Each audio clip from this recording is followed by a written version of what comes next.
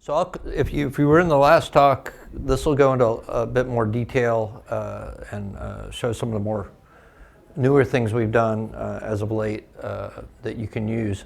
And I'm also going to discuss sort of what you have to do to help make the auditors happy, right? Make the security auditors. So it's not just, one, it's being secure, but two, it's also being in compliance. And so I'll do a little overview of that, and then I'm going to go through a lot of examples sort of how you do these things. How do you get that information out of the system? What options do you have? I'll explain, when we look at it, we'll see, well, what other options could we have taken to secure things a bit more if it comes back with a failure or something like that on some of the checks. And then I'll talk about some of the other guides and documentation that I've written that you can reference to get the details. So, security is job one. It tends to be budget for security, right? There's a good reason for it. There's a lot of bad things going on in the world. You don't want people getting on any of your systems and stealing your data, destroying your data, all that sort of thing. So I think that's probably well understood. Another thing is there's a lot of regulations, right? So depending on what kind of company, what country you live in, what state you live in, there's going to be lots of regulations. The good news is, and everybody always asks me, well, do you have a paper for the SIPDPA? I don't even know what that is. But the good news is that most of these are fairly similar. And so the methods that I'm talking about and the security guidelines that we have are, pretty much answer the same thing for a lot of these things, right? Security is security. So more and more data breaches. It seems like they like to prey on the innocent. The healthcare sector, there's nothing that these folks won't do. And so really, when you get into assessing security, right, you need to go in and see, what are your risks, what are your vulnerabilities, do I have the right controls in place, do I need to change things? And so I'm going to show you how to do the assessment. And then when I talk about, once you get the result of the assessment, it was like, well, okay, now what do I do? How do I lock it down? How do I pass the security checks and stuff like that? But even then, you need to be able to detect when something goes wrong. I'll talk about how you do that through various products and methods. And then finally, and this is a part that you don't always see in talks, but the recovery side of things. So you need to be able to recover.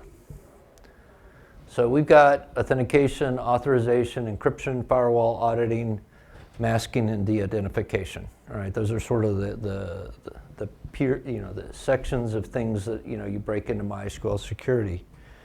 And on the enterprise side, right, you can see that we're able to encrypt things on the network, validate who the user is.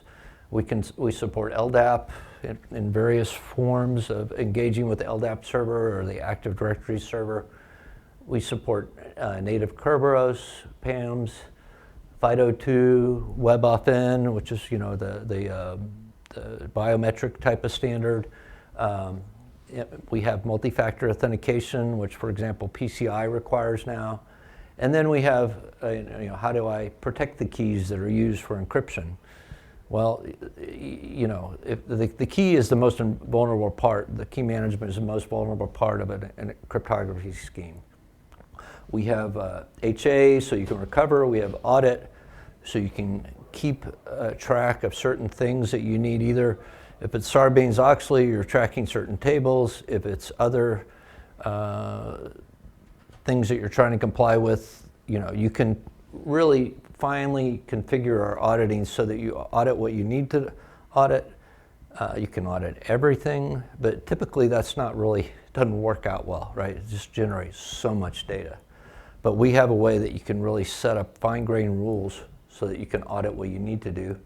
And then we have the thread pool, which, yes, it helps performance, but also helps buffer out from attacks and from people trying to maybe do a denial of service on all your connections. So let's drill down. So first of all, much can be done using SQL these days. And really, you do not want to let your DBAs on the operating system. They really shouldn't want to be on the operating system. And so our goal is to set up things to where they don't have to be on the operating system to do things. All right, so I'll explain more about that. But the other part too is that if they're doing things through SQL, right, you can audit it. You have a trail, right? How are you going to audit it when they're editing the configuration file on the operating system? It's hard to tell, right? So let's talk about that. So first thing is the installation, right? So just make sure you reset the root password right off the bat. Most of our installations are secure by default, and some of them allow you to set the password, and others, like the Red Hat Oracle Linux base, write a complex password to a temporary file, and the first time you log in with root, you're forced to change the password. So you're going to have to put a strong password in for root no matter what these days.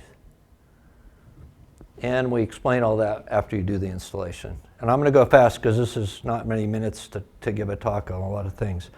So then you need to check on your password policies, right? So do you have the password policy component in place, right? You need to know that. And then you need to know what are my password policies. So anymore, the recommendation really is long, right? So have passwords longer than 14. The complexity with things like uppercase, lowercase, things like that don't tend to be as important as they used to be. But really you want something very long that can't be easily broken, and something that dictionary tables and things like that can't hit. So if you need to change your password policy, right, it's really easy because now we can do it as a DBA using the set persist command, right? So you really want to use set persist. For one, it stores the configuration variables in a different file that's far more protected and has much narrower permissions to it than the file you would have in etc, my.conf. So use set persist. Set persist also keeps track of what happens. So now, once I see what I've got, I can just go in, easily change these things. I can set some of these things per user. We have connection control. So these things allow you to define, how many failed connections can somebody have? How much delay do we add when they fail to connect, right? So this is just trying to get rid of the brute force folks. And again, you just have to install the component for that, install the plugin for that, and set the delays, and you're off and running, right? And there's defaults for it already. So if you just install it, you're going to automatically have more security than if you didn't. And you really can't notice that it's there. Certificate authorities, right? Use a certificate authority. The OCI certificate service is, I think, free up to a certain number. You can manage your own certificates there. So this will just display, okay, what's my setup here, And what you don't want to do is we set up a self-signed certificate on the MySQL server to force TLS, encryption to be on use on the connection. And that's good, right? But really it's better if you set up an identifier so that the server can validate who it is to the client, and you can even do mutual authentication and put the client's certificate on the server and make sure that the two trust each other, depending on the level of security you want to get to. But this OCI certificate service really is nice and easy to use. If you're required to have FIPS, right, it's a simple check. And in the newer operating systems, we basically inherit it from the OS, and so this value would just reflect whether or not it's on or off. And generate this in a report, and the auditors can see that yes, we're okay or not okay on the FIPS front. Again, I think the prior speaker talked about the fact that we can do this require secure transport, right? So basically this is a nice policy-based setting and says, look, nothing that's not encrypted is talking to the server, right? So just set it to on and move forward, and that way you don't have to sort of micromanage users and their settings on the users to require SSL or not. So I already did this sidebar, but the point is that This set persist writes into this MySQL file that's typically under the data directory. It's only, I think it's 600 or whatever. It's only accessible to the MySQL process. And it not only makes the change, but it also records the timestamp of when it happened, who did it, right? So you get a little sort of mini auditing on your configuration, which I think is a good deal. So users, you got to know who are the users, right? So they could be internal users. And here I point out that some of them say strong SHA-2, some say weak SHA-1, right? The SHA-1 was the MySQL native password. Do not use it, right? We have been trying to get rid of it. It's been deprecated for a long time. People keep, if we remove it, people complain that they can't migrate systems off of older ones. But you will fail an audit. Most audits will fail you for having a SHA-1 password. So upgrade it to the MySQL caching SHA-2 or to one of the other stronger methods of authentication that I talked about earlier. Again, we can do mutual TLS, and you can require that at the server side. So you can say, look, these clients have to identify themselves coming in, right? They need to have a certificate that I can validate on the server. This is how you show that. And then the other thing, and we're seeing this more and more globally, is that username and passwords across your MySQL server farm is really a bad idea. What is a better idea is to globally manage it with some central thing, right? So whether it's LDAP, Active Directory, SSPI, you have to be on all Windows. Our LDAP works with Active Directory. It's just that it's on the Linux box talking to the Active Directory box. Kerberos, FIDO2, many options there that you have, in addition to having multi-factor authentication as well. So again, you're going to have to show these auditors what you have. And again, if you show them it's a SHA-1 with a username and a password, or in the case of PCI for certain accounts, if it doesn't have multi-factor authentication, it doesn't have some sort of a YubiKey or biometric, you're going to fail that audit. And so multi-factor authentication is really easy to use. You just go in and you can add up to 3 factors, right? So you can originally create it with 2, like I show here. So I have a password and I have an LDAP SASL authentication.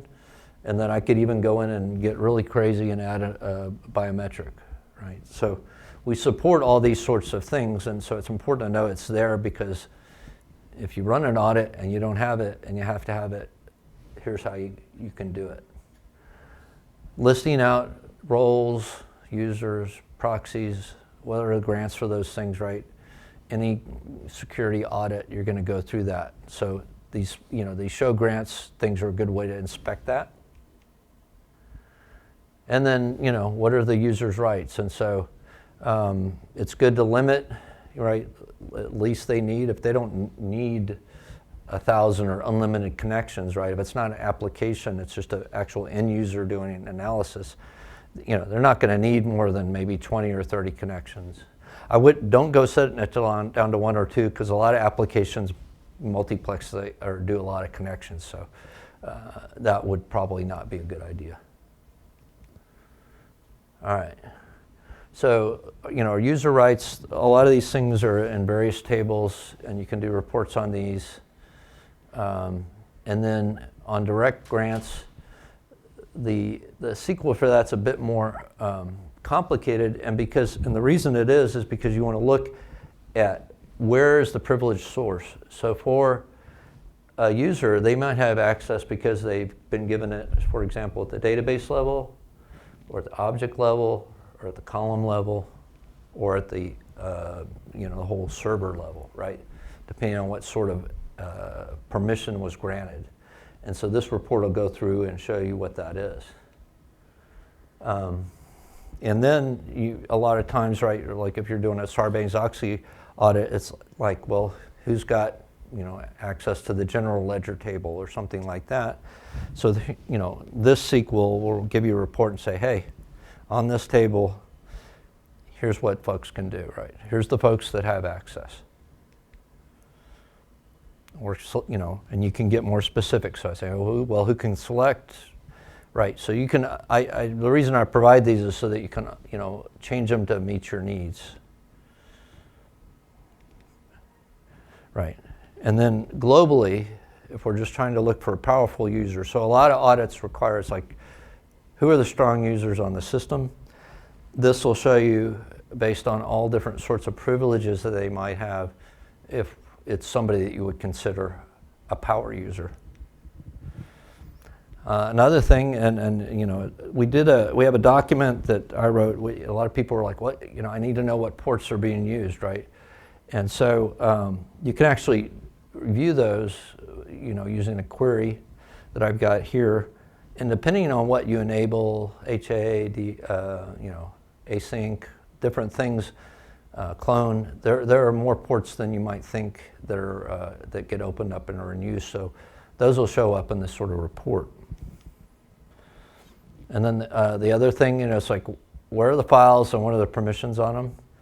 Well, we know what the files are that we're using, right? So you don't need to go looking for the files in the operating system. You need to look at what we say the files are that we use and report on that.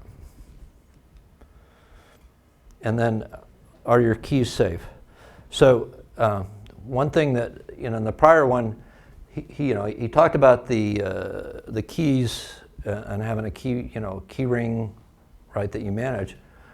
But what he didn't talk about is the fact that the keyring file is just a test, a little get used to using the keyring thing. It's not secure.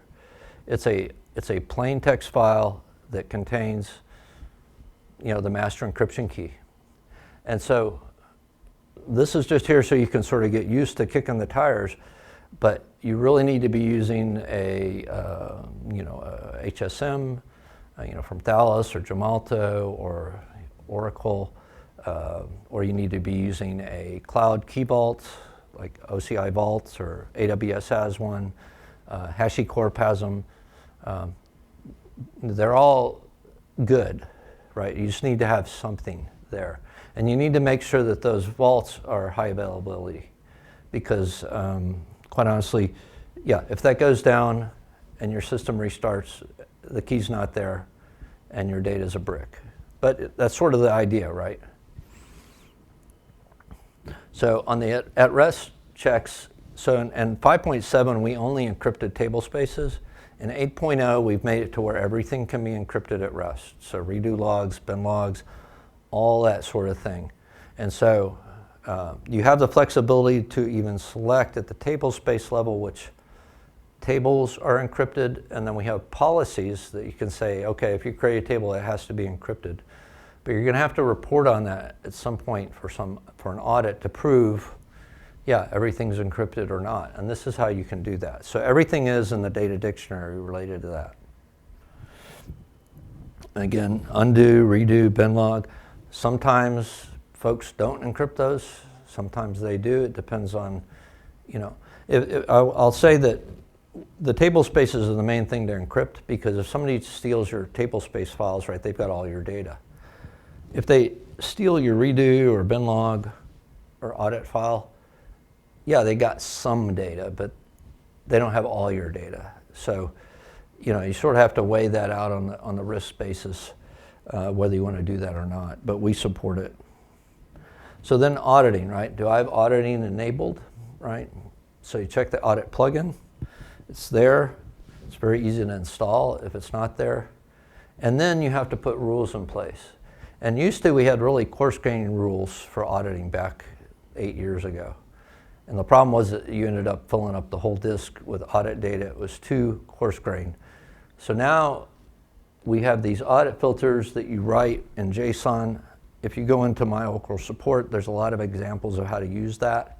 A lot of examples of template ones of JSON that you can use so that you don't fill up your whole disk, and you can do very specific things. And you can even abort or block actions. So it can act as a logical firewall.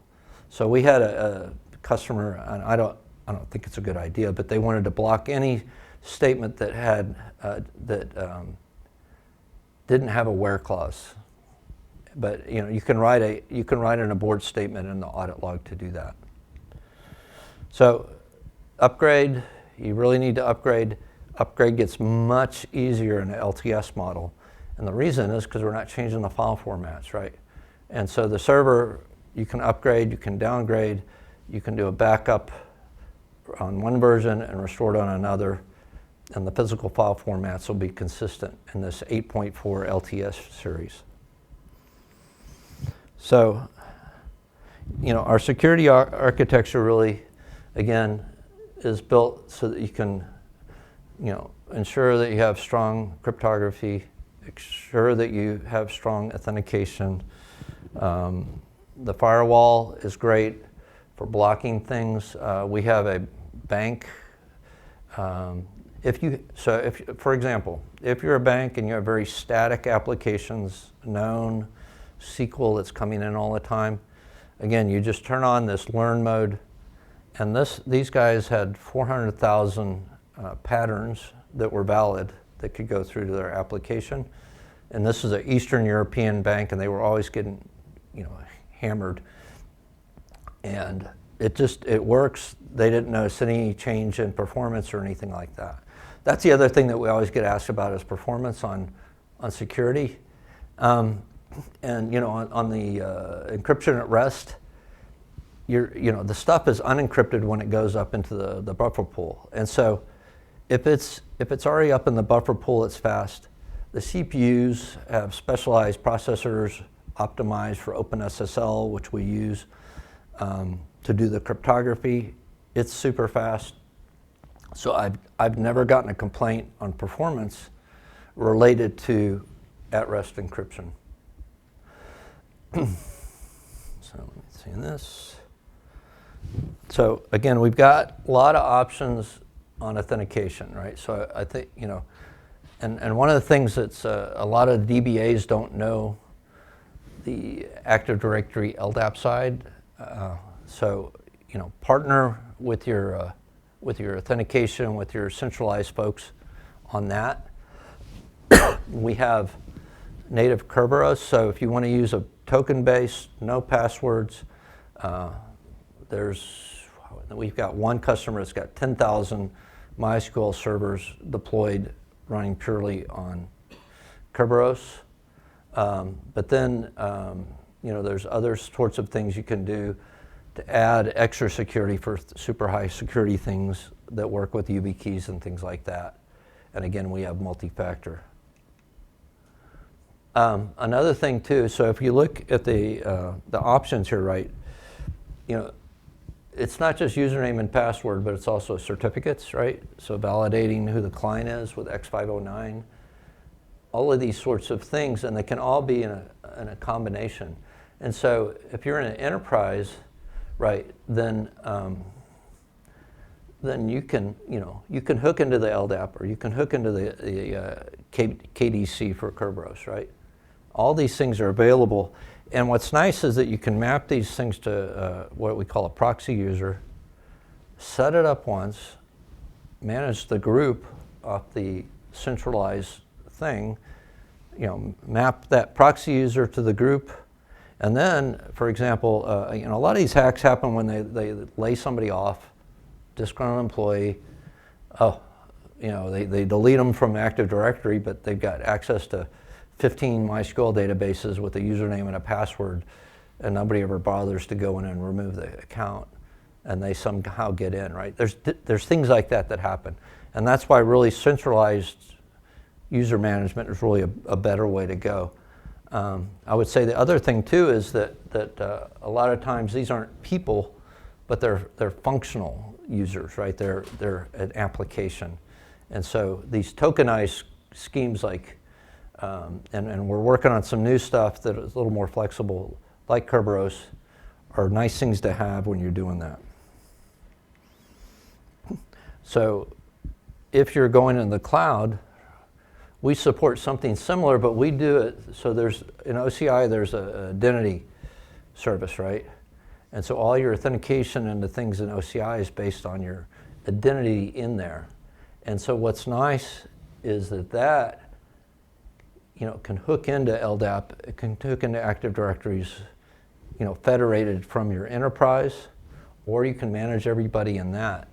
And then we have support to where what happens is a user authenticates to that, they get a token, and then when they connect to MySQL or whatever, or if it's an application, that token is used to authenticate in. And so we support this API key type of authentication, but really the better is to use the OCI token, because nice thing about tokens is that, unlike a password, right, that you rotate it every 3 months or whatever, these tokens expire very rapidly.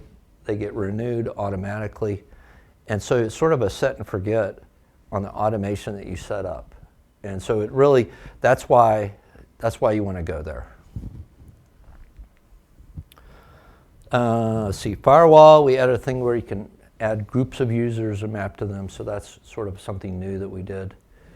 Auditing, something interesting we added there is that often people need to know the context of what's going on.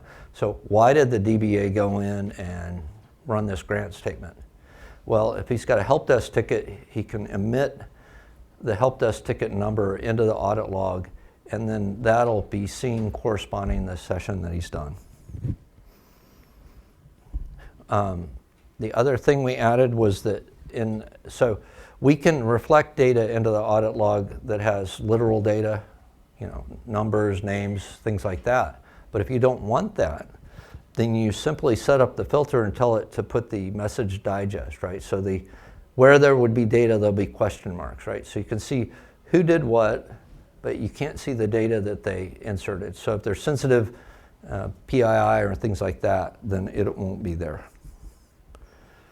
And you can even emit performance statistics now into the audit log. So that might somehow indicate to some sort of SEIM or machine learning system, whoa, there's a lot of rows being returned here, or they're just taking a long time. This is not normal. This is an anomaly. You need to go look at it. We have masking for all kinds of standard things, so standard data types and things like that. It's in the form of functions, so you don't have to do that. You can apply those through through views, or you can apply it in stored procedures and such. So to wrap it all up, we do have guidelines, right? So I've just sort of blown through this very fast, right, on sort of the how-to, but you get that it's all there at your fingertips with SQL to see what's going on or to make changes. But we have sort of a rudimentary guide, or a simple guide. But if you're doing any work with the U.S. Defense Department or the IRS or any government agencies or any state agencies in many cases, then the DISASTIG is something you'll be audited on.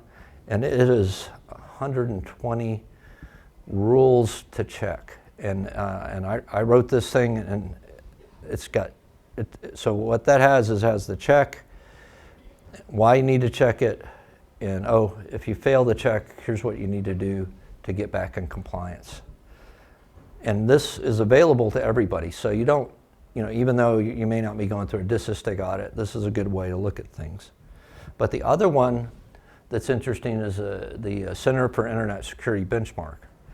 And this one is recognized by certain regulations around the world as being acceptable methods for having and showing that you have security.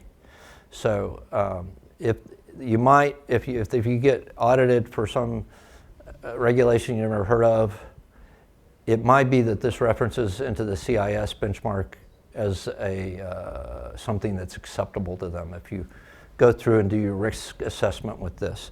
And it's very similar to the DISASTIG as well. And then I've got all the resources, so when you get the PDF, you'll be able to see and get to the links for that. So with that, I'm a product manager. If we don't have what you want, I need to know. If there's a security area that I don't know about, or a server area, let me know, let Edwin know, let any of us in the product management side from my school know. All right. And with that, I am done.